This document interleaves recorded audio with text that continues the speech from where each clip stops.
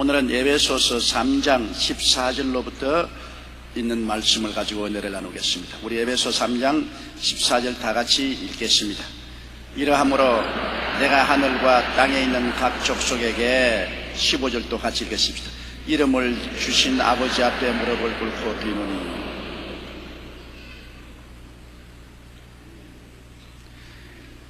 이러함으로, 무엇이 이러함으로? 하나님께서 그리스도 예수 안에서 그 놀라운 능력으로 우리에게 구원해 주셨기 때문에 우리가 강하고 담대할 수 있는 것입니다. 당신 어떻게 그렇게 기뻐합니까? 주님이 나를 사랑하여 주심으로, 그러므로 내가 기뻐합니다. 이렇게 말하는 것과 같습니다. 이러함으로 바울 선생은 내가 하늘과 땅에 있는 각 족속에 이름을 주신 아버지를 했습니다. 하나님 아버지는 식구들이 두 곳에 있어요. 하늘에 있는 가족, 족속이라는 것은 패밀리, 가족이라는 것입니다. 하늘에 가족이 있고 또 땅에 족속, 가족이 있습니다. 하나님은 하늘의 가족과 땅의 가족들을 거느린 아버지인 것입니다. 하늘의 가족은 누굽니까? 하늘의 가족은 이 땅에서 예수 믿다가 먼저 가신 분들은 하늘의 가족이 되어 있는 것입니다. 지금 하늘에 계세요. 우리 사랑하는 부모, 형제, 자매 주 안에서 세상을 떤 사람들은 육신의 장막지 벗어버리고 그는 하늘에서 주님 강림하신 그날에 함께 이 땅에 오시기 위해서 기다리고 있는 것입니다. 하늘에 있는 가족입니다. 이미 눈물과 근심과 탄식과 이별하는 것이나 구하는 것이나 앓는 것이 없는 곳에 주님이 들어가 있습니다. 주님께서 십자가에 못 박여 고난당하실 때 우편 좌편 강도가 같이 십자가에 못 박였는데 그 중 한 강도가 주여, 주님 오시는 그날에 나를 기억하여 주시옵소서, 그렇게 말했습니다. 여러분, 성경에는 그 강도가 어느 강도인지를 기록하고 있지 않습니다. 우편 강도인지 좌편 강도인지 기록하고 있지 않아요. 그러나 대개 사람들은 오른편이니까 우편 좋은 사람은 오른편에 있어서 터이다 생각하고 우편 강도라고 생각하는데, 실제는 성경에는 우편 좌편 얻은 것을 말하고 있지 않습니다. 그 두 중에 한 강도가 주님 날에 나를 기억하소서 할 때 주께서 야, 죽어서 무덤 속에 들어가는데 기억은 무슨 기억을 해? 그렇게 말씀하지 않으시고 오늘 너는 나와 함께 낙원에 있으리라고 말씀하는 것입니다. 지금은 십자가에 매달려 있으나 이 이후로는 나와 함께 낙원에 가 있으리라. 여러분, 그때는 낙원이 음부라고도 불렀습니다. 음부가 2층으로 되어 있어서 위는 낙원이고 그 다음 구렁이 있고 밑에는 지옥이었습니다. 모든 구약시대 성도들은 모두 다 음부의 위층인 낙원에 있었습니다. 그리고 그게 큰 구렁이 그 사이에 있고 이쪽에서 이쪽을 건너올 수 없고 이쪽에서 이쪽을 건너갈 수 없는데 그 밑 아래 예수 믿지 않은 사람들이 들어가서 기다리고 있는 지옥입니다. 그 지옥에 있는 사람들이 나중에 다 부활해서 하나님의 백보자 심판대 앞에 서서 마지막 심판을 받고는 마귀와 그 종자들과 함께 불과 유황으로 타는 못에 던져지는 것입니다. 지금 불과 유황으로 타는 못에 들어가기 전에 있는 미결수 감방입니다. 지금은 약과예요.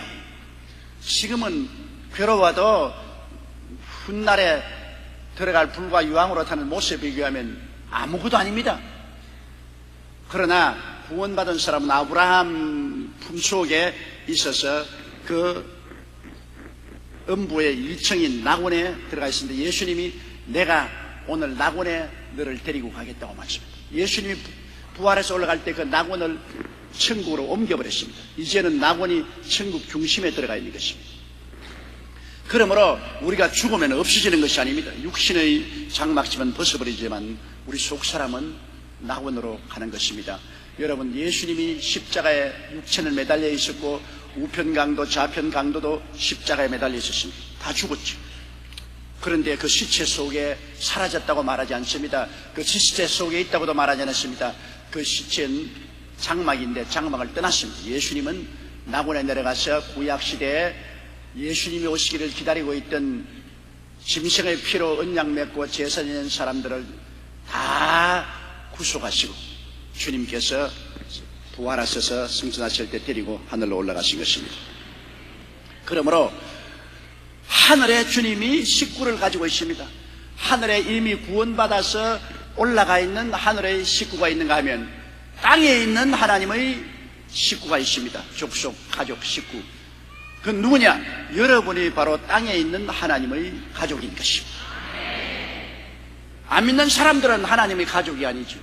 예수를 구주로 모신 사람은 이 땅에서 거듭났습니다. 성경은 이는 혈통으로나 육정으로나 사람의 뜻으로 나지 않고 아버지께로서 난 자들이 했습니다. 아버지 하나님께로부터 태어났으니 아버지의 자녀이요 아버지의 가족인 것입니다. 하늘 아버지의 가족이요. 그래서 바울은 이러함으로 내가 하늘과 땅에 있는 각 족속, 하늘에 있는 가족이나 땅에 있는 가족의 이름을 주신 아버지 앞에 물어볼 겁니다. 이름을 주었다. 무슨 이름이냐? 아버지의 자녀라는 이름을 주신 것입니다. 하나님의 자녀라는 이름을 주신 것입니다. 야훼의 백성이라는 이름을 주신 것입니다. 우리의 이름은 세상 사람과 다릅니다. 우리는 하나님의 자녀, 야훼의 자녀, 구원받은 백성이라는 확실한 이름을 가지고 있는 것입니다. 그러므로 하나님께서는 하늘에 있는 당신의 가족이나 땅에 있는 우리들 하나님 가족들에게 하나님의 백성이라는 확실한 이름을 주신 것입니다. 우리는 하나님의 백성, 야훼의 백성, 우리 주 예수 그리스도의 백성으로서의 우리 이름을 분명히 가지고 있습니다. 예수 믿는 사람들인 것입니다. 이 하나님께 바울 선생은 무릎을 꿇고 간절히 기도했습니다. 여러분, 우린 기도해야 하나님께서 응답하여 주시는 것입니다. 기도가 왜 중요하냐? 기도를 통해서 하나님은 우리 가운데서 역사하십니다. 하나님은 우리를 하나님의 거룩한 나라로 삼아 주셨습니다. 우리가 예수 믿을 때 하나님이 강림하여 계시는 하나님의 나라로 삼아 주신 것입니다.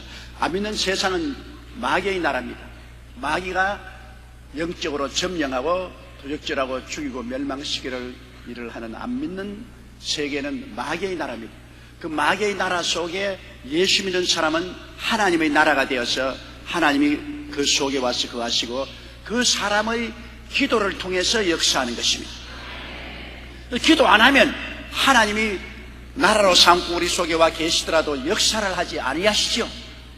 오늘날의 시대는 무엇인지 내 이름으로 내게 구하면 내가 시행하리라고 말씀하셨고, 구하라 주실 것이요 찾으라 찾을 것이요 두드리라 열릴 것이라 했었습니다. 기도가 굉장히 중요한 것입니다. 무릎을 꿇어 기도하면 하나님의 역사에 일어나는 것입니다. 고아의 아버지 조지 뮬러는 평생에 기도해서 하나님께 응답받아 고아들을 돌본 금액이 총 합쳐서 한 800만 달러가 됐습니다. 100만 달러면 요사이 돈으로 한 10억이 되지요. 800만 달러면 다 합치면 약 80억 내지 100억이 되는데, 조지 뮬러 목사님은 누구에게 손을 내민 적도 없고 헌금을 거둔 적도 없습니다. 그는 한평생을 하나님께 엎드려 기도해서 이 약 100억에 가까운 물질을 받아서 그 수많은 고아들을 돌봐 주신 것입니다.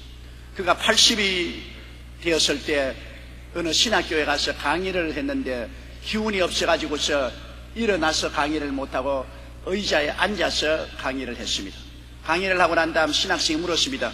조지 뮬러 목사님은 사업가도 아니고 돈이 나올 곳이 없는데 어떻게 약 100억 가까운 돈을 평생 모아가지고서 그 많은 고아들을 먹이고 입히고 돌봐주고 그렇게 많은 성경을 온 세계에 반포하는 그런 일을 했었습니까?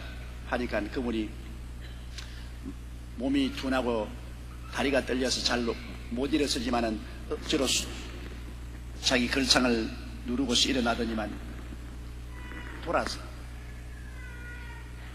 그리고 걸상 앞에 무릎을 꿇었어요. 그러는 말이, 내가 100억의 돈을 모은 것은 이처럼 걸상에 무릎을 꿇고 엎드려서 기도함으로 모았다 그랬어요. 기도가 하나님의 보좌를 흔들고 하나님의 손길을 움직이고 하나님의 보고의 문을 열게 되는 것입니다. 우리 예수 믿는 사람의 유일한 무기는 기도입니다. 우리 보고 기도 못하라면 하나님과 교제가 안 되고 하나님과 교통이 끊어지면 우리는 아무 도움도 받을 수가 없는 것입니다.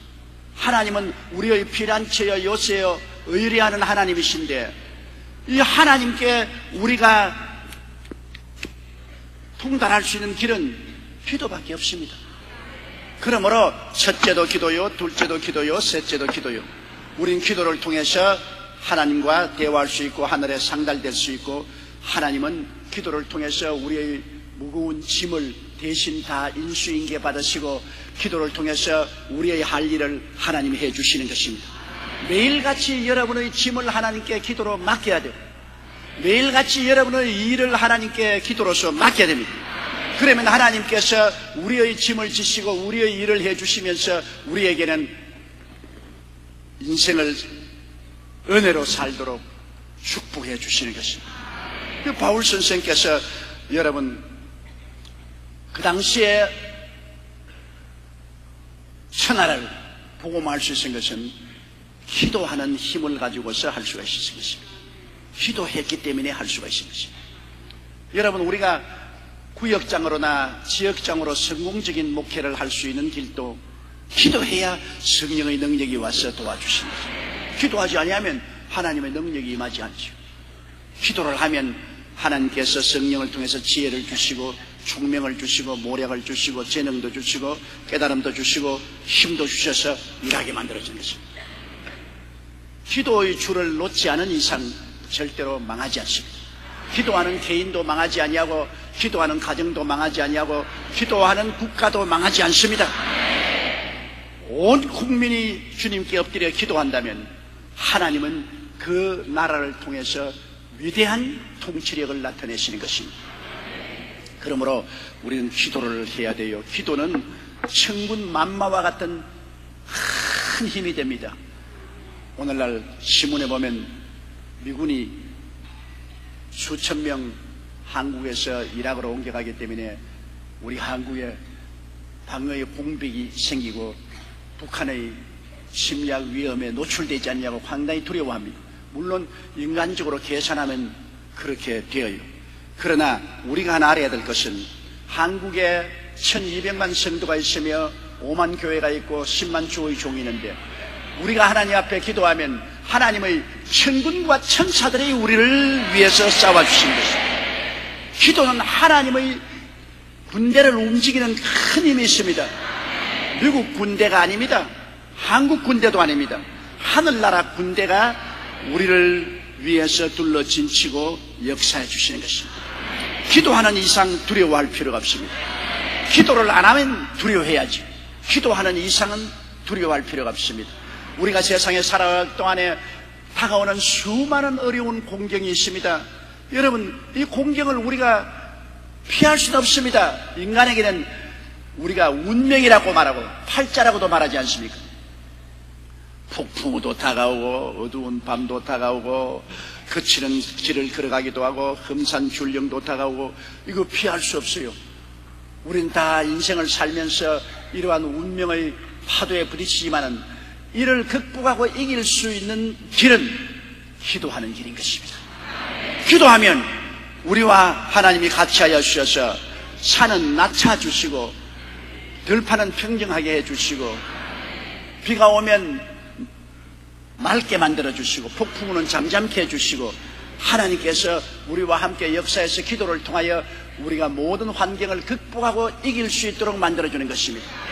환경이 좋아지는 것은 아니지만은 환경을 극복할 수 있는 힘을 주시는 것입니다. 우리 예수 믿는다고 해서 여러분 시련을 안 당하는 건 아닙니다. 예수 믿는 사람도 똑같이 비를 맞고 폭풍우 하면 폭풍우 당하고 지진이 일어나면 지진도 당하고 길을 걸어가면 가시밭길도 걸어가야 되고 험산줄령도 걸어가야 되지만은 예수 믿는다고 그것을 하나님이 면해 주시지 않지만은 그것을 다 이길 수 있는 힘을 하나님이 주시는 겁니다. 우리와 같이 하셔서 극복을 하게 해요. 폭풍우도 극복하고 밤도 극복하고 가시밭길도 극복하고 대산줄령도 극복하고 결과에는 승리자로 나타날 수 있도록 만들어 주시는 것입니다. 이런 극복할 수 있는 승리자가 되기 위해서 우리는 하나님께 무릎을 꿇어 늘 기도를 드려야 되는 것입니다. 하나님은 우리의 아버지십니다. 하늘 가족의 아버지가 되시고 이 땅에 있는 가족의 아버지가 되신 것입니다.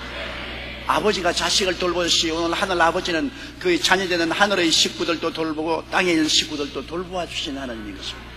아버지가 무관심한 하나님 아닙니다. 너희 자식의 떡을 달라 하면 돌을 주며 생선을 달라 하면 뱀을 줄 자가 있겠는가?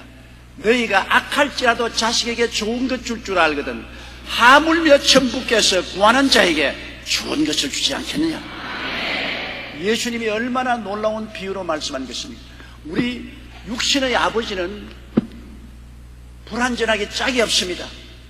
온전하지 못하고 악에 물들인 사람도 많습니다. 그래도 자기 자식만은 잘 먹이고 잘 입히고 잘 돌보려고 합니다. 그런데 하물며 하늘 아버지는 완전하신 하나님이십니다. 그 하나님이 자기 자식을 돌보지 않겠느냐? 자기 자식들이 기도하고 부르짖을 때 좋은 것 주지 않겠느냐? 하나님은 좋은 것을 반드시 주십니다. 옆에 계신 분들에게 우리 아버지는 좋은 것 주십니다. 그렇게 했습니다. 좋은 아버지께서 우리에게 나쁘게 해주실 수가 없고 나쁜 마귀가 우리에게 좋은 것 해줄 수가 없는 것입니다. 우리는 좋은 아버지의 자녀이기 때문에 하나님께 대한 확실한 믿음을 가질 수가 있는 것입니다. 좋은 것은 좋아서 좋고 좋지 않은 것은 좋게 만들어줄 것이니 좋습니다. 그러므로 우리가 범사에 감사할 수 있습니다. 좋은 것은 좋으니까 감사하고 좋지 않은 것은 하나님이 좋게 만들어 주실 것이니까 감사하고 범사에 긍정적인 마음, 적극적인 마음, 창조적인 마음을 가지고 늘 감사하면서 살아야 되겠습니다. 이러므로 내가 하늘과 땅에 있는 각 족속에게 이름을 주신 아버지 앞에 무릎을 꿇고 비노니 하나님의 친자식이라고 이름을 주신 그 우리 아버지 앞에 무릎을 꿇고 비노니 16절요 그 영광의 풍성을 따라 그의 성령으로 말미암아 너희 속 사람을 능력으로 강건하게 하옵시며 그 영광의 풍성을 따라 하나님이 강림하시면 영광이 넘쳐나게 되는 것입니다. 여러분 우리가 십자가를 통해서 죄사함을 받고 하나님 앞에 나가면 가장 큰 것을 느끼는 것은 죄가 용서함 받고 의롭게 되었다는 것을 느끼게 되는 것입니다. 마음속에 늘 죄책이 있어서 고통스럽고 마음이 괴롭고 하나님 앞에 기도가 안 나오고 하나님 앞에 당당히 나갈 수 없는데 그 죄책이 사라지는 것입니다. 나는 용서를 받고 의롭게 되었다는 이러한 마음의 체험이 깊이 다가오게 되는 것입니다. 그것을 가지고 우리가 구원받았다고 말하는 것입니다. 중생했다. 내가 하나님께 부르짖고 기도하는데 성령이 오셔서 예수를 구주로 모시게 해서 그 피로 내 죄사함을 다 허락하여 주시고 내가 용서받고 의롭게 되었다. 그것을 느끼는 것입니다. 나는 어떤 미국에 있는 젊은 청년의 간증을 들었는데 그는 어릴 때부터 말이 우둔해요. 그리고 글자를 읽을 수가 없어요. 아무리 노력해도 원래 그런 정신적인 부실을 가지고 태어났기 때문에 그러므로 수업 시간에 들어가면 한국말로 말하면 기역, 니은, 디귿, 리을을 못 읽어요. 그러니까 모든 애들이 다 책상을 두들기고 웃고 바보천치 했습니다. 그래서 그는 늘 가슴 속에 원한이 있으려서 내가 저놈들을 죽일 수 있으면 다 죽였으면 좋겠다. 그런 생각을 품고 있었습니다. 그러면서도 그는 예수 그리스도를 의지하고 하나님의 도우심을 구했는데 한 번은 하나님께 기도하는데 성령께서 너 죄를 회개하라. 하나님 앞에서 나는 죄가 뭔지 모릅니다. 나는 바보 같아서 글자도 봐도 읽을 수도 없고 이해도 안 되고 내가 무슨 죄를 지었습니까? 그러니까 성령께서 네가 너를 비웃는 사람들을 다 때려 죽이고 싶다고 생각했지 않느냐? 너 마음속에 굉장히 살인을 했지 않느냐? 그러자 그 죄책이 마음속에 확 들어오더랍니다. 내가 살인한 죄인이구나. 그래서 하나님 앞에 내가 살인한 죄를 지었으니 용서하여 주시옵소서. 그러자 그리스도의 보혈의 능력으로 그 마음이 정결해지고 살인한 죄가 다 마음속에 사라지고 지극히 평안하게 되고 기쁨이 넘치는데, 그래서 하나님께 감사하니까 하나님께서 성령 세례를 주어서 하나님의 영광이 풍성히 임하면서 주님께서 들리는 음성으로 너는 장차 목사가 되어라. 내가 어떻게 목사가 됩니까? 글자를 읽을 수가 없고 이해를 못하는데, 그러나 너는 못하지만 내가 할 수 있다. 그때부터 하나님이 역사하여 주셔서 그는 여러 역경을 극복하고 그냥 목사가 될 뿐 아니라 신학교 학장까지 되었습니다. 그리고 박사까지 되었습니다. 하나님께서 영광을 주신 것입니다. 여러분, 영광이라는 것은 축복을 받아야 영광이지 저주를 받아서는 영광이 되지 않잖아요. 경기를 하더라도 경기에 뛰어서 1등, 2등, 3등 하면 영광스럽지 않아요. 상을 받으니까 영광이 되죠. 학교 시험을 쳐서 낙제하지 않고 입학이 되면 수치스럽습니까? 영광스럽습니까? 영광스럽죠. 국회의원 출마를 해서 낙방하지 말고 당선되면 영광스럽죠. 대통령으로 출마해서 대통령으로 당선되면 영광스럽죠. 여러분, 하나님은 이 영광의 근본이 하나님이 되니까 때문에 그 영광이란 뭐냐? 우리를 영혼이 잘됨같이 범사에 잘되며 강건하게 축복을 해주는 것이 영광인 것입니다. 영광은 바로 하나님의 축복인 것입니다. 우리가 예수께 나오면 그 보혈로 우리 죄를 용서하고 의롭다함을 줄 뿐 아니라 우리의 삶에 축복을 주시는 하나님의 영광이 임하시는 것입니다. 그러므로 하나님의 영광이 얼마나 감사한지요. 나는 용서와 의로움을 받았고 하나님 영광을 체험하게 되었으니 감사합니다. 하나님 영광이 와서 마음에 평안하고 기쁘고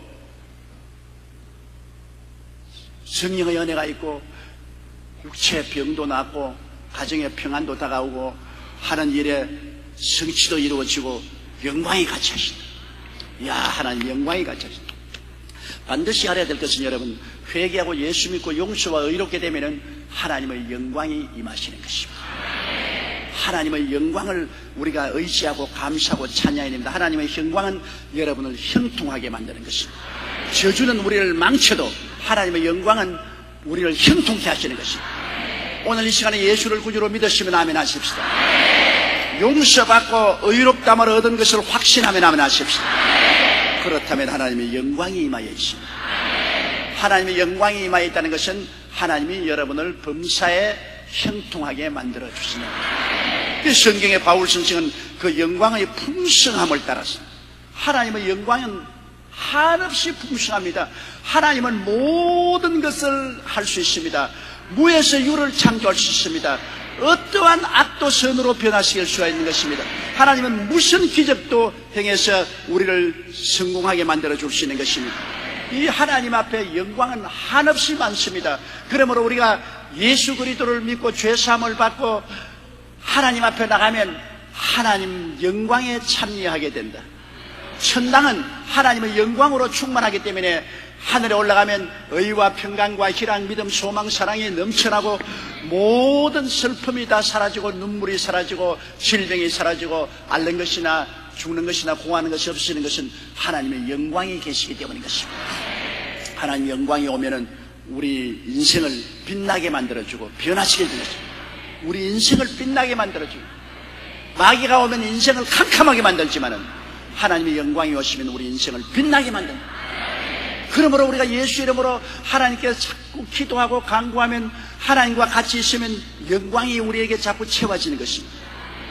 우리 얼굴에 광채가 나고 우리의 삶에 광채가 나게 되는 것입니다. 하나님의 영광 굉장히 좋은 겁니다. 저는 매일 기도할 때마다 그럽니다. 하나님, 나는 예수 그리스도를 통해서 용서를 받고 의롭다함을 얻고 하나님의 영광을 얻게 되었습니다. 하나님 영광이 같이 계심으로 내 인생이 영광스러울 줄 믿습니다. 내 영혼이 잘되고 범사에 잘되며 강건하게 되는 것은 내 힘으로 되는 것이 아니라 하나님의 영광이 같이 계시기 때문에 그렇습니다. 오늘 이 시간 이 자리에도 하나님 영광이 임하여 계십니다. 그러므로 하나님께서 여러분 마음속에 평안을 주시고 기쁨을 주시고 소망을 주시고 병을 낫게 하시고 문제를 해결되게 만들어주는 것입니다. 그 영광의 풍성을 따라 그 성령으로 말미암아 하나님의 모든 은혜는 성령으로 오시는 것입니다. 구약 4,000년 동안은 아버지가 직접 일하셨고 신약 33년 동안은 아들이 와서 아버지를 대신해서 구원의 역사를 이루시고 예수님이 부활 성천하시고 오순절날 성령이 오신 이후로는 이제는 성령을 통해서 아버지도 역사하시고 예수님도 역사하는 것입니다. 오늘날은 성령의 시대인 것입니다. 아버지와 아들과 성령, 아버지 시대, 아들 시대, 이제 성령의 시대인 것입니다. 삼위일체 하나님은 성령을 통하여 아버지가 역사하시고 아들도 역사하기 때문에 성령을 하나님의 영, 예수 그리스도의 영이라고도 부릅니다. 삼위일체이기 때문에. 그러므로 하나님 아버지의 영광이 성령으로 말미암아 우리 속 사람을 능력으로 강건하게 하신다. 우리 속 사람, 우리 영혼의 사람을 강건하게 하신다. 하나님 영광이 임하시고 성령이 역사하시면 우리가 아닌 하나님의 능력이 들어와서 우리의 속 영혼이 강하게 됩니다. 속이 허하면 안 되지. 어떤 사람들 여러분 그런 말 하지 않습니까? 속이 허하다. 키만 크고 몸만 뚱뚱했지 속이 허해가지고서 늘 감기 들리고 늘 설사하고 늘 병치레하면 저 사람 금만 등실거렸지 속이 허하다고 말하지 않습니까? 우리 예수 믿는 사람 주를 열심히 믿는다고 교회 왔다 갔다 해도 속 사람이 허한 사람이 있어요. 속이 허해가지고서 믿음도 흔들흔들, 소망도 흔들흔들, 사랑도 흔들흔들, 속이 허한 사람이 있는데 이 속이 허하시면 안 돼요. 우리 속 사람이 강해야 돼요. 이 속 사람이 어떻게 강합니까? 하나님이 그 큰 영광을 성령을 통해서 우리에게 나타내심으로 말미암아 하나님의 능력이 우리 속 사람을 강하게 만들어주는 것입니다.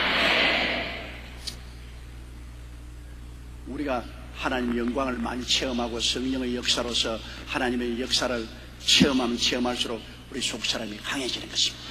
우리 믿음은 여러분 많이 말씀을 읽고 공부를 해야 되겠지만은 말씀을 읽고 공부한 그 내용대로 체험을 많이 해야 되는 것입니다. 하나님의 영광을 체험을 많이 해야 돼요. 성령의 역사를 체험을 해야 돼요. 영광과 성령의 역사가 우리 속에 들어와서 우리가 체험을 하게 되면 우리 속 사람이 강해지는 것입니다. 그래서 믿음이 흔들리지 않고 굳세고 강하고 담대하게 서게 되는 것입니다. 이래서 바울 선생이 기도하는 것은 그 영광의 풍성을 따라 그의 성령으로 말미암아 하나님의 영광과 성령으로 말미암아 우리 속 사람을 능력으로 강건케 해달라고 기도하는 것입니다. 그것이 저의 기도가 되어야 되고 또 여러분의 기도가 되어야 되는 것입니다. 오 하나님 속 사람을 강하게 해주십시오. 어떻게 속 사람을 강하게 하느냐? 하나님의 영광과 성령의 역사가 일어나야 되는 것입니다. 하나님의 영광을 체험하게 하시고 성령을 체험하게 하셔서 하나님의 능력으로 속 사람이 강하게 되게 하여 주시옵소서. 천국은 먹고 마시는 것이 아니라 성령 안에서 의와 평강과 희락이라고 말하는 것입니다. 뭐 먹고 마심으로 속 사람이 강해지는 건 아닙니다. 성령 안에서 하나님의 영광을 체험해야 강해지죠. 우리는 성도들을 교회에 붙잡아 놓으려고 적은 교회에서는 예배 피라고 난 다음에는 밥을 해서 먹이고 국을 끓여 먹이고 홍합합니다. 그런다고 교회에 열심히 나오느냐? 안 나와요. 얻어먹기만 하고 안 나와요. 어떤 사람이 교회에 나오냐? 영광과 성령을 체험한 사람은 안 먹여도 나와요. 오히려 하나님께 11조 드리고 헌금 드리고 시간 드리고 물질 드리면서도 열심히 나와요. 그건 왜냐? 하늘나라는 먹고 마시는 데 있지 않습니다. 먹고 마시는 것으로 하늘나라가 성장하고 발전하는 게 아닙니다. 하늘나라는 하나님의 영광을 체험하고 성령을 체험해서 하나님의 능력으로 속사람이 강해져야 되는 것입니다. 그러므로 여러분은 항상 영광으로 충만하고 성령으로 충만해서 하나님의 권능을 체험하고 속사람이 강한 성도가 되시기를 주 이름으로 축원합니다. 17절요. 믿음으로 말미암아 그리스도께서 너희 마음에 계시게 하옵시고 너희가 사랑 가운데서 뿌리가 박히고 터가 굳어져서. 우리가 보는 세계는 두 가지 세계가 있습니다. 육신의 눈으로 보는 세계가 있고 믿음의 눈으로 보는 세계가 있고, 육신의 귀로 듣는 세계가 있고 믿음의 귀로 듣는 세계가 있고, 육신의 손으로 만지는 세계가 있고 믿음으로 체험하는 세계가 있습니다. 여러분, 하늘나라와 아버지와 아들과 성령님과 이 모든 역사는 믿음의 눈으로 바라보고 믿음의 귀로 듣고 믿음의 손으로 만져보는 것입니다. 우리가 육신의 눈으로 하나님 못 보았죠. 육신의 눈으로 예수님을 보았습니까? 성령님을 보았습니까? 삼위일체 하나님을 육신의 눈으로는 못 보았어요. 또 환상을 보는 사람이 있지만 특별한 사람이고 보통 사람은 그 환상도 못 보고 또 실제로 하나님 음성을 들은 사람도 있지만은 대다수의 사람에게는 실제적으로 들리는 음성으로 하나님 음성을 들은 사람 별로 없습니다. 그리고 하나님을 만져본 사람도 없고요. 그러나 우리 사람들에게는 믿음으로 보는 세계가 또 따로 있습니다. 육신의 감각으로 보는 세계가 있는가 하면은 믿음으로 보는 세계가 있습니다. 이 믿음으로 보는 세계는 영이 살아나야 보는 세계인 것입니다. 영은 믿음의 눈으로 봅니다. 영은 믿음의 청력으로 듣습니다. 영은 믿음의 손으로 만져보는 것입니다. 그러므로 우리 속 사람이 예수를 믿고 거듭나서 살아나면은 이제는 우리가 육신의 눈으로만 보지 않고 영의 눈으로 보고 영의 귀로 듣고 영의 말을 하며 영의 촉감으로 체험하게 되는 것입니다. 두 가지 세계를 가지고 있죠. 안 믿는 사람은 육신의 세계만 가지고 있습니다. 감각적으로 보고 듣고 냄새 맡고 맛보고 만지는 감각적 세계만 현실이라고 인정하고 보이지 않고 들리지 아니하고 체험할 수 없는 것은 없다고 합니다. 그것은 믿지 않는 사람들은 영이 죽었기 때문입니다. 영이 죽었기 때문에 영은 아무것도 느끼지 못합니다. 여러분, 죽은 사람 한번 찾아가서 죽은 사람 보고서 이야기 한번 해보세요.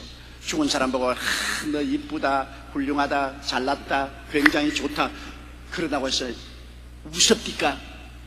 죽은 사람 보고 야, 이 나쁜 놈아, 고약한 놈아 발길로 차서 그냥 쥐어 박아버리겠다 그래도 성도 안 냅니다. 왜? 죽은 사람은 죽었기 때문에 반응이 없습니다. 오늘 예수 안 믿는 사람은 영적 세계에 대해서 반응이 없어요. 왜? 영적 세계에 죽었기 때문에 보이지도 아니하고 들리지도 아니하고 느끼지도 없고 체험도 못합니다. 그러나 여러분, 예수를 믿고 거듭난 사람은 영이 살아나기 때문에 이제는 영적 세계에 대해서 반응이 생기는 것입니다. 영적으로 믿음을 통해서 하나님을 보고 믿음을 통해서 하나님을 느끼고 믿음을 통해서 하나님 음성을 마음속에 듣고 믿음을 통해서 하나님과 함께 살게 되는 것입니다.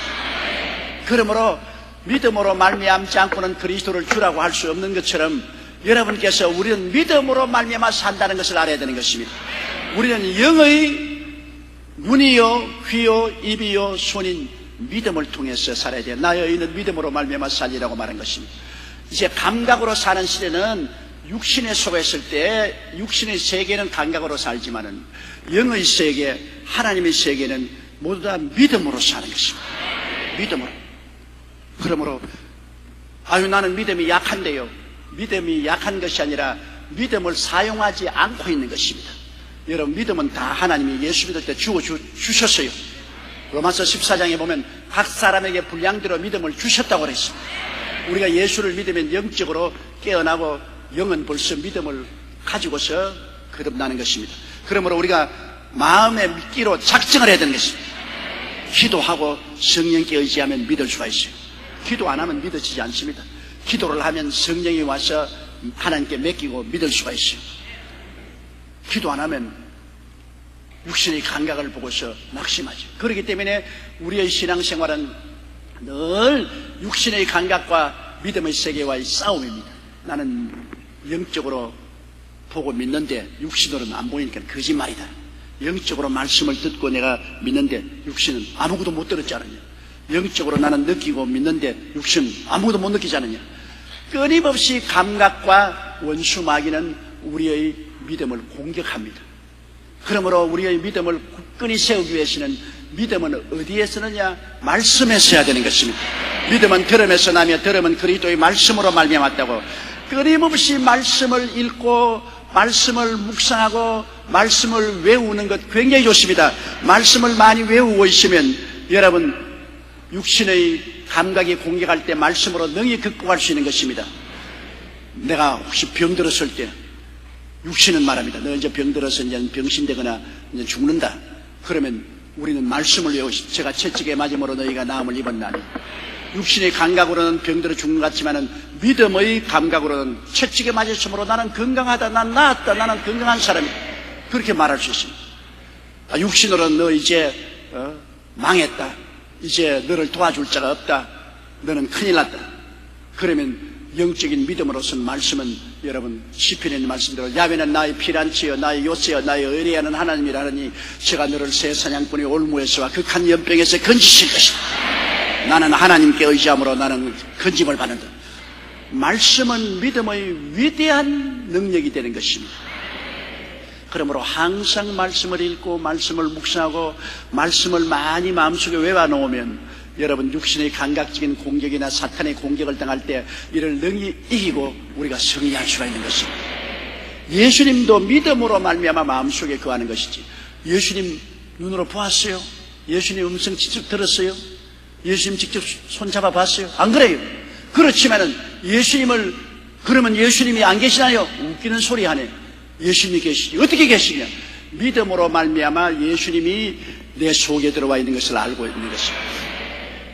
지금 실제로 영적으로 예수님이 우리 속에 들어와 계세요. 여러분과 다 함께 하시죠. 예수님 말씀하기는 그날에는 내가 아버지 안에 너희가 내 안에 내가 너희 안에 있는 것을 너희가 알리라. 예수님 우리 속에 계세요. 성경에는 나는 포도나무여 너는 가지라고 했는데 가지와 포도나무는 함께 붙어있지 않습니다. 예수님이 포도나무고 나는 예수님께 붙어있는 가지이기 때문에 예수님이 내 안에 있고 나는 그게 붙어있는 가지입니다. 성경에는 예수님이 머리요 우리는 그 몸이라고 했습니다. 예수님이 머리고 몸이니까 우리는 예수님 머리에 붙어있는 몸 아닙니까? 예수님과 우리는 여하간 분리할래야 분리할 도리가 없습니다. 예수를 구주로 모셨다는 것은 그리스도가 내 안에 내가 그리스도 안에 와서 함께 사는 것을 말합니다. 바로 에베소서 2장에 그렇게 말하고 있지 않습니까? 허물과 죄로 죽은 우리를 그리스도와 함께 살리시고 또 함께 일으키사 그리스도 예수 안에서 함께 하늘에 앉히시니 그리스도와 우리는 항상 이제는 함께입니다. 우리는 내 홀로 살지 않아요. 이제는 함께 살아요. 분리할래야 분리할 수가 없습니다. 결혼을 하면 어떻게 합니까? 함께 살지 않아요. 제가 결혼 초례식 할 때 늘 그럽니다. 지금까지는 혼자 살았지만은 이제 오늘부터는 함께 산다. 혼자 살지 않는다. 떨어져 있어도 늘 함께 묶어져 있습니다. 예를 들어 말하면 결혼을 했는데 남편이 직업을 얻어서 중동으로 갔다. 그럼 남편 중동에 갔다고 해서 나와 끊어졌습니까? 몸은 떠나 있어도 마음은 함께 있는 것입니다. 그렇잖아요. 결혼했으니까 남편이 중동에 있어도 나는 한국에 있어도 몸은 떨어져 있어도 시간과 공간은 떨어져 있어도 함께 있다. 그리고 부인은 집에 있고 남편은 직장에 가서 저녁에 들어오는데 그럼 직장에 가 있다고 둘이가 다 갈라지느냐? 아닙니다. 남편은 직장에서 일하고 부인은 가사 노동을 하지만은 그러나 또 함께 있다. 항상 함께 인생을 사는 것입니다. 예수님과 우리도 이처럼 함께 있는 것입니다. 여러분, 예수님이 눈에 안 보여도 함께 있고 눈에 보여도 함께 있고 예수님이 천국에 계셔도 함께 있고 지상에 계셔도 함께 있고 예수를 믿는 사람은 함께입니다. 그리스도가 우리의 신랑이고 우리는 그리스도의 신부와 같아서 우리는 끊어질래야 끊어질 수가 없습니다. 그렇기 때문에 바울 선생이 말하기를 내가 그리스도와 함께 십자가에 못 박였나니 이제 내가 산 것은 내가 아니요 내 안에 그리스도가 사신 것입니다. 예수님과 우리는 분리할래야 분리할 수 없습니다. 살 때도 함께 살고 죽을 때도 예수님과 더불어 우리는 죽음을 통과하고 부활 때도 예수님을 통해서 우리 부활하고 천당에도 영원히 예수님과 함께 사는 것입니다. 우리는 함께 together 늘 함께 있습니다. 얼마나 좋습니까? 그러므로 우리의 모든 관심사는 예수님 중심이 되어야 되는 것입니다. 늘 예수님 중심. 여러분 함께 인정 있게 사는 부부는 남편이 직장에 가도 마음속에 부인은 늘 남편 생각하고 있습니다. 또 남편에서 직장에서 일해도 늘 가정에 있는 부인을 생각하고 있습니다. 생각 속에서 함께 있는 것입니다. 그러나 사랑에 식은 사람은 들어오면 오는가 보다 가면 가는가 보다 함께 있지 않습니다. 생각 속에 함께 있지 않아요. 늘 생각 속에 함께 있어야 되는 것입니다. 그러므로 우리 주 예수 그리스도를 우리 모신 사람은 그리스도가 우리 속에 있기 때문에 우리의 생각 속에 늘 그리스도와 함께 있어서 예수님 생각을 놓쳐서는 안 되는 것입니다. 자나 깨나 예수님 생각이 중심이 되는 것입니다. 자나 깨나 그리스도와 함께 먹고 자고 깨고 해야 되는 것입니다. 믿음으로 예수님이 우리 마음속에 거하게 하는 것입니다. 자나 깨나 늘 예수님 생각으로 꽉 들어차 있으면 예수님과 함께 하는 것입니다. 부모님이 자식을 기를 때 자나 깨나 자식 생각을 하고 있는 거예요. 그래서 진자리 마른 자리 갈아 놓으며 손발이 닳도록 수고해 주신 부모님의 사랑, 자나 깨나 자식 생각하는 거예요. 자식이 커서 나중에 다 분가해 나가도 자나 깨나 자식 잘 되기를 소원합니다. 예수 믿는 사람은 그보다 훨씬 더하게 자나 깨나 예수님 생각, 자나 깨나 예수님 찬양, 예수님 감사, 예수님 섬기는, 이것이 바로 믿음으로 예수님이 우리 안에 거하게 할 수 있는 것입니다. 우리 생각을 통해서. 생각이 끊어지면 안 돼요. 주일날 교회에 와서 한번 예배드리고 그 다음엔 막 하나님 나라와 예수님은 통 잊어버리고 있다가 또 주일날 되면 벌써 주일날이가?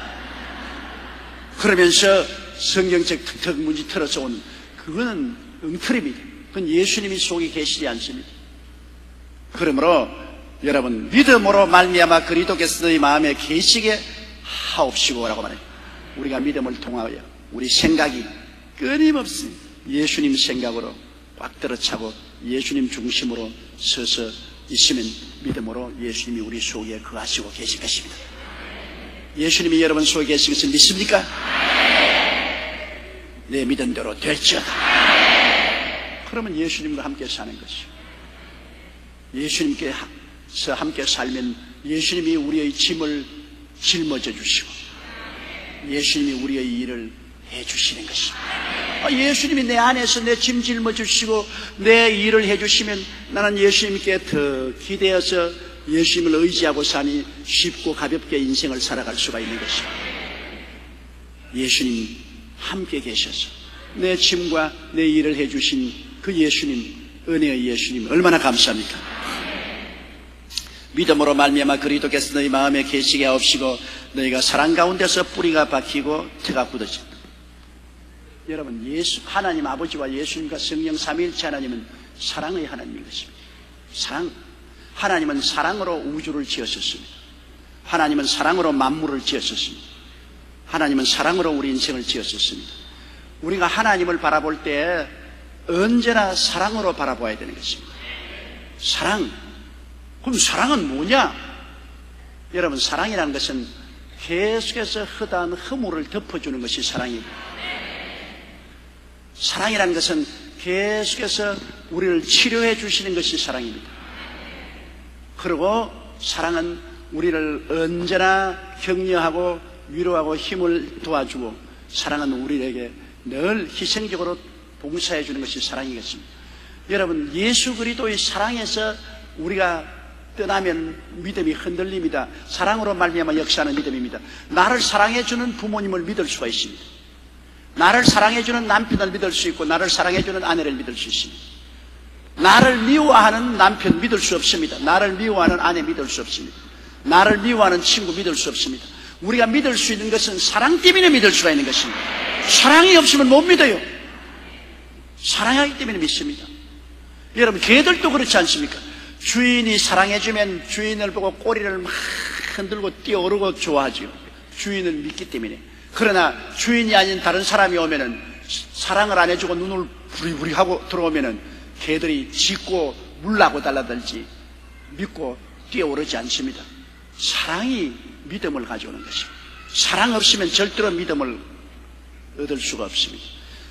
예수 그리스도 안에 나타난 하나님의 사랑, 우리는 자연적으로 나타난 하나님의 사랑은 잘 못 느낍니다만 예수 그리스도 안에 나타난 하나님의 사랑, 이 사랑 안에서 우리가 믿음이 뿌리를 내리고 그리고 태가 부러져요.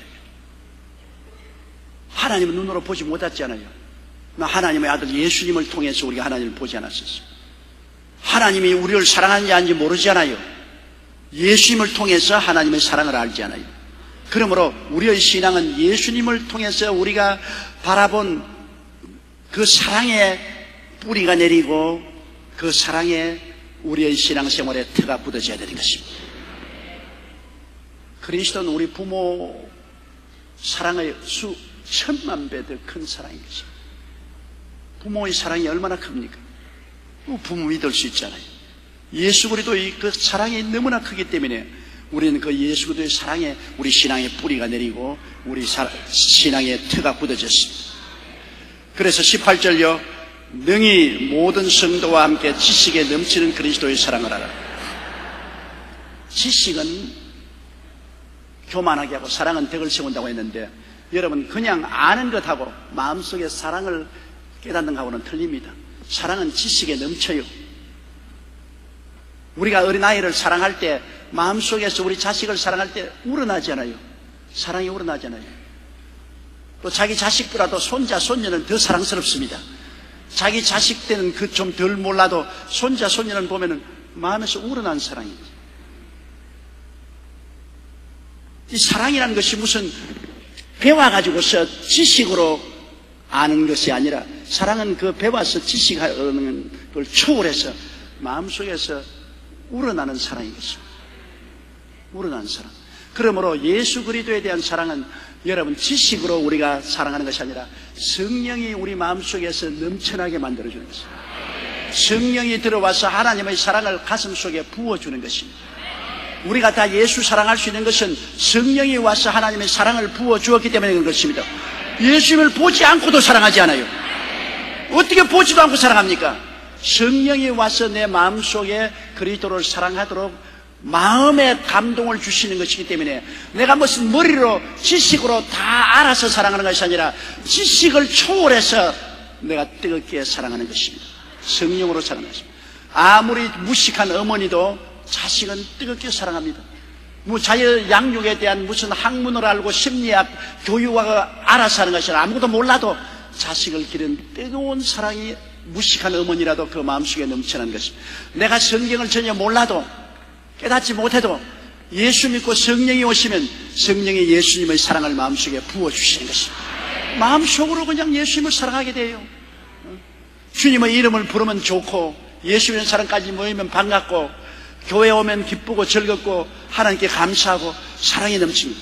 이것은 지식에 넘치는 예수 그리스도의 사랑인 것입니다. 우리 성도들이 모두 다 이 성령 안에서의 그리스도의 사랑을 알아야 돼요. 그렇기 때문에 항상 우리에게 사랑을 부어주시는 성령님을 인정하고 환영하고 모시드리고 의지하고, 성령이여 예수 그리스도의 사랑을 부어달라고 기도해야 되는 것입니다. 그리스도의 사랑이 부어지면 우리가 그리스도를 사랑하게 되는 것입니다. 성령의 역사 없이 하나님을 사랑할 수 없습니다. 냉랭한 지식만 가진 성도가 되어서 냉랭합니다. 예수님을 뜨겁게 사랑하면 하나님께 헌금 드릴 때도 내 가지고 있는 제일 고액권을 내놓습니다. 10,000원짜리를 내놓습니다.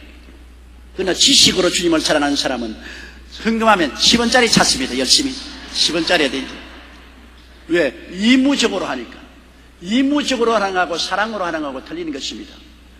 남편이 부인을 이무적으로 사랑하는 사람은 생활비, 꼭 생활비, 가계부에 적어서 나오는 그 생활비 그대로만 주고, 더도 쓰지 말고 덜도 쓰지 마라. 그러나 아내를 사랑하는 남편은 지갑을 통째로 다 내줘버립니다.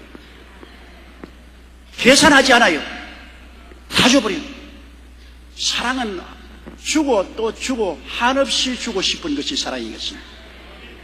그래서 우리가 예수 그리스도의 사랑이란 지식으로 임으로 아는 거 아닙니다. 속으로 성령이 끌어올라서 성령으로 말미암아 예수 사랑을 알기 때문에, 그러므로 그리스도의 사랑이 강권합니다. 바울 선생은 그리스도의 사랑이 강권하다. 너희가 내가 미쳤어도 그리스도를 미쳤고 마음이 온전해도 너희를 위해서 온전하다. 예수의 사랑이 나를 강권한다. 예수 사랑을 때문에 내가 지역장 노릇도 하고 구역장 노릇도 하고 내가 기도도 하고 안 믿는 사람에서 눈물을 흘리고 병든 자 신방을 하고 다른 사람 보면 미쳤어. 저거 집 안 먹고 말이야. 월급 주는 것도 아니고 누가 알아주는도 아닌데 저 무엇 때문에 구역 예배 지역 예배 모으러 다니고 기도회 가고 믿음이 약한 사람 기도원까지 데려가서 함께 금식하고 철야하고 도무지 완전히 돌았어. 그거 왜 돌았냐? 사랑에 돌아는 것입니다. 사랑이 들어오면 돌게 되는 거예요. 젊은 애들도 사랑하면 이성을 잃어버리고 돌게 돼요. 꽃다발 들고서 가서 노래 부르고 대문 밖에서 벌벌 떨고. 사랑은 지식을 초월한 것입니다. 그래서 우리가 그리스도를 사랑하면 우리가 몸들여 시간 들여 물질 들여 봉사하고 더 봉사하고 또 봉사해도 모자라는 것입니다.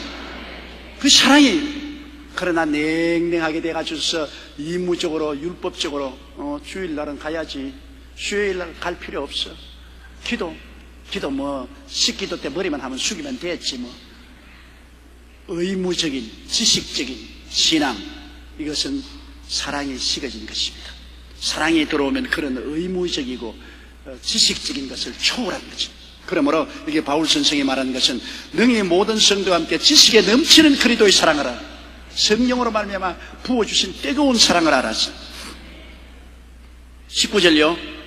그 넓이와 길이와 높이와 깊이가 어떠함을 깨달아 하나님의 모든 충만하신 것으로 너에게 충만하게 하시기를 원하노라. 자, 사랑을 바울 선생께서는 그 넓이와 깊이와 높이와 깊이를 알라고 그랬는데요. 사랑을 십자가를 통해서 알아야 됩니다. 십자가 양쪽에는 폭 아닙니까? 넓이. 예수님의 사랑이 얼마나 넓습니까? 지구 끝까지, 영원부터 영원까지 아무리 펼쳐도 펼칠 수가 없어요. 동서로 끝까지 지구를 다 끌어안고 온 우주에게 뻗어도 끝이 없는 예수 그리스도의 사랑의 그 넓이와 그 다음 예수 그리스도의 사랑의 높이, 십자가 높이는 예수님의 사랑이 얼마나 크냐. 아버지 보좌 우편에서 우리 위해서 기도하고 계십니다. 보좌 우편까지 그리스도의 사랑입니다. 그럼 그리스도의 사랑이 얼마나 깊으냐. 예수님은 우리를 위해서 죽어서 음부까지 내려갔습니다. 죽어서 무덤에 몸은 묻히고 그 영은 음부까지 내려가서 우리를 건져주십니다. 그러니 예수 그리스도의 사랑의 그 넓이와 그 높이와 그 깊음을 우리가 십자가를 통해서 알 수가 있는 것입니다. 예수 그리스도의 십자가에 못 박혀 모든 인류를 영원히 품에 안으시고 십자가를 통하여 예수님은 우리를 하늘 보좌까지 데리고 가시고 저 음부에 내려간 영혼까지 건져내십니다. 아브라함과 이삭과 야곱과 함께 구약의 모든 성도들이 음부에서 기다리고 있을 때 그까지 내려가서 건져주십니다. 그러므로 예수 그리스도의 사랑의 넓이와 높이와 깊이는 청량할 수 없는 것입니다. 이것을 우리가 알고 이것을 마음속에 느껴야만 되는 것입니다. 마음속에 느껴야 돼요. 성령이 오셔서 마음속에 느껴야 돼요. 사랑이 충만할수록 하나님으로 충만한 것입니다. 여러분, 하나님을 알고 하나님을 모시고 섬기는 사람, 신학자가 신학을 많이 알므로 하나님을 많이 아는 것이 아닙니다. 사랑을 많이 가진 사람이 하나님을 아는 사람인 것입니다. 하나님은 사랑이기 때문에 예수 그리스도 안에 나타난 하나님의 사랑의 그 넓이와 그 높이와 그 깊이를 알면 알수록 하나님이 더 충만해지고 더 충만해지고 나중에는 완전히 하나님으로 온전히 충만하기를 원하시는 것입니다. 여러분 애들 보고 물으시오. 너 아빠 얼마나 사랑하니? 이만큼 사랑해. 이만큼이 얼마지? 하늘만큼 땅만큼.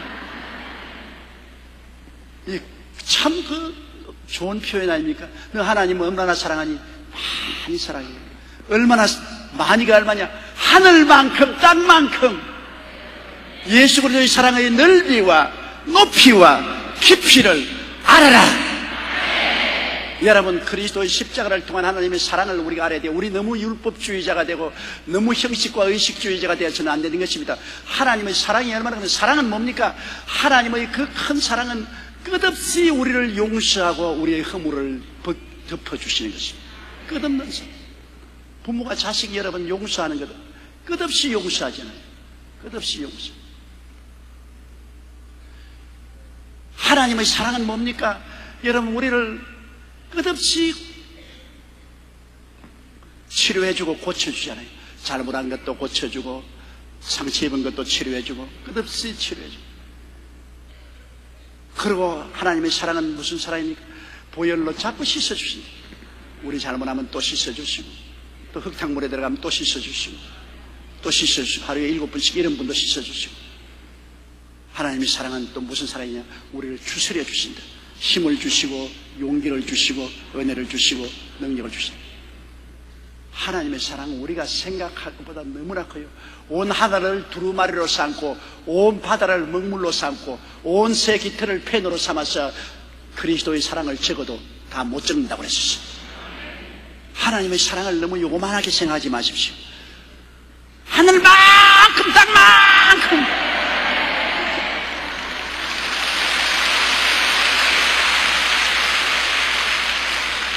그런 사랑으로 하나님이 우리를 사랑하셨기 때문에 우리가 지금 예수 믿고 구원을 받고 있는 것입니다.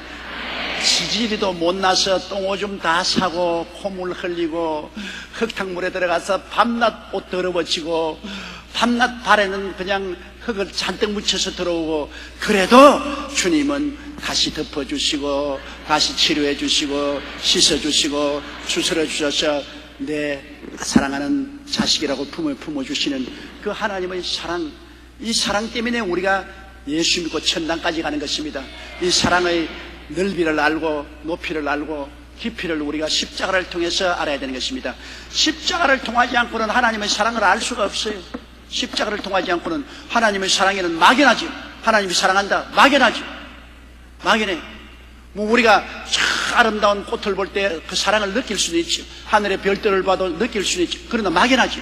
십자가는 구체적입니다.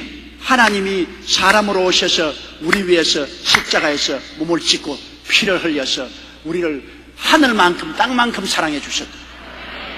예수님을 바라볼 때 우리가 사랑을 의심할 수가 없습니다. 사랑 안 하면 왜 우리 위해서 십자가에 왜 죽었어요? 사랑 안 했으면 고통스러우면 중간에 내려와 버렸지. 어디 끝까지 참았어요? 사랑 안 했으면 어떻게 은부까지 내려가서 거기에 있는 사람들까지 건져내요? 또 책 잡지 말고, 은부라는 것은 밑에 있는 낙원의 은부를 말하지 지옥에 내려간 사람 말하는 것은 아닙니다. 사람들이 자꾸 내 말만 하면 책 잡으려고 온 세상 사람이 눈에 불을 켜고 있기 때문에 말하는 것도 이제는 조심스러워요. 낙원에 있는 영혼들까지 주님이 내 음부에 내려가서 다 구출해내. 그 사랑. 오늘 우리는 예수 그리스도의 사랑을 좀 더 깊이 이해해야 됩니다. 그리고 느껴야 돼요. 복음을 우리가 믿을 때 예수 그리스도의 십자가를 통해서 그 깊은 사랑의 뿌리가 내리고 터가 굳어져서 믿어야지요.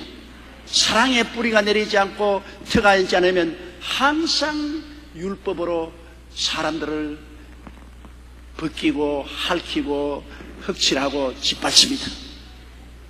절대로 하나님 영광이 되지 않습니다. 우리는 모든 것을 사랑의 눈으로 보아야 되는 것입니다.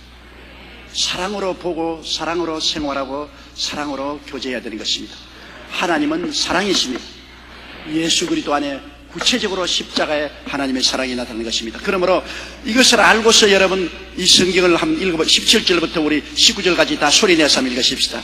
믿음으로 말미암아 그리스도께서 너희 마음에 계시게 하옵시고 너희가 사랑 가운데서 뿌리가 박히고 터가 굳어져서 능히 모든 성도와 함께 지식에 넘치는 그리스도의 사랑을 알아 그 넓이와 길이와 높이와 깊이가 어떠함을 깨달아 하나님의 모든 충만하신 것으로 너희에게 충만하게 하시기를 구하노라. 알겠지요? 사랑이 하나님의 모든 충만하신 것이 되는 것입니다. 사랑이 있는 곳에 하나님이 계십니다. 사람들이 너 하나님 보았느냐? 보았다. 어디서 보았느냐? 사랑이 있는 곳에 하나님을 보았다. 여러분이 불쌍한 사람에게 그리스도 이름으로 구제할 때 사랑, 그 사랑 그게 하나님이 그게 나타나신 것입니다. 테레사 수녀가 일생을 바쳐서 칼가타에서 그 거지 죽어가는 사람을 돌보았다. 하나님이 어디에 보입니까? 그 테레사 수녀의 삶 속에 하나님이 보이는 것입니다. 하나님은 사랑이기 때문에 사랑이 있는 곳에 하나님이 보이시는 것입니다. 마귀는 미움이 있기 때문에 미움이 있는 곳에는 마귀가 보입니다. 우리도 그래요. 우리가 사랑할 때 그게 하나님이 와 계신 것입니다. 그러나 미워할 때 마귀가 와 있는 것입니다. 아주 간단해요. 사랑이 있는 곳에는 하나님이 계시고 미움이 있는 곳에는 마귀가 있다. 사람이 짐승같이 되면 살이 납니다. 사람이 사람으로서만 사는 사람은 남을 평론합니다. 사람이 하나님처럼 사는 사람은 사랑하는 사람인 것입니다. 사랑하면 하나님처럼 살아요. 여러분은 하나님처럼 살게 되시기를 주의 이름으로 축원합니다. 첫째도 사랑이요, 둘째도 사랑이요, 셋째도 사랑이요. 내 힘으로 하는 것 아닙니다. 십자가를 바라보고 그게 의지할 때 성령이 예수 그리스도의 십자가를 통하여 사랑을 부어주시는 것입니다. 하나님이여 예수 그리스도의 십자가 그 고난을 통하여 보혈을 통하여 성령께서 사랑을 부어주시옵소서. 내 힘으로는 우리 남편 사랑 못해요. 내 힘으로 우리 아내 사랑 못해요. 내 힘으로 내 이웃을 사랑 못해요. 내 힘으로 내 원수를 사랑 못해요. 예수님의 십자가의 보혈을 통하여 성령의 능력으로 사랑을 부어주세요. 내 마음속에 사랑을 부어주셔서 사랑의 뿌리가 내리고 터가 박혀져서 사랑의 높이와 넓이와 깊이를 깨달아서 하나님처럼 사랑하게 해주세요. 그러면 성령이 우리 속에 사랑을 부어주고 사랑이 역사하는 곳에 하나님이 충만히 와서 계시는 것입니다. 하나님을 본 사람이 없지요. 그러나 사랑을 본 사람 한번 손들어 봐주십시오. 사랑을 본 사람. 사랑을 본 사람 손 한번 들어보라고. 한 번도 사랑 못 봤어요? 따라 말씀. 사랑을 볼 때 그 안에 하나님이 계신다. 마귀 본 사람 손 들어 봐주세요. 그러면 미움을 본 사람 손 들어 봐주세요. 미워하는 거 본 사람. 한 번도 안 미워했어요? 한번 손 들어 보세요. 담담하게. 그 마귀 봤어요. 마귀 봤어요. 미움이 바로 마귀인 것입니다.